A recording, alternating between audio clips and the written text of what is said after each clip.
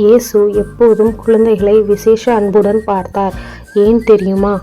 குழந்தைகளை என்னிடம் வரவிடுங்கள், ஏனெனில் தேவனுடைய ராஜ்யம் இத்தகையவர்களுக்கு உரியது என்று இயேசு சொன்னார்.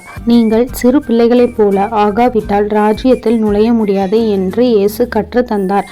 பிள்ளைகள் பெற்றோரை நம்புவது போல நாமும் தேவனை முழுமையாக நம்ப வேண்டும். இயேசுவின் நாட்களில் குழந்தைகளின் மதிப்பு குறைவாக கருதப்பட்டது.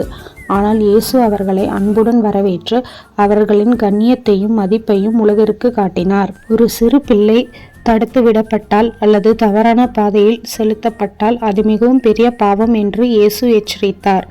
குழந்தைகளின் பாதுகாப்பு தேவனுடைய இதயத்திற்கு மிக அருகில் உள்ளது. குழந்தைகளின் மனம் தூய்மையானது, சந்தேகம், பெருமை, உலக கவலைகளால் சிக்காத மனம். அதனால்தான் இயேசு அவர்களை வித்தியாசமான முன்மாதிரிகளாக கண்டு நேசித்தார். இயேசு குழந்தைகளை நேசித்தார். அவர்கள் நமக்கு ஆன்மீக வாழ்க்கையின் மிக பெரிய பாடம்.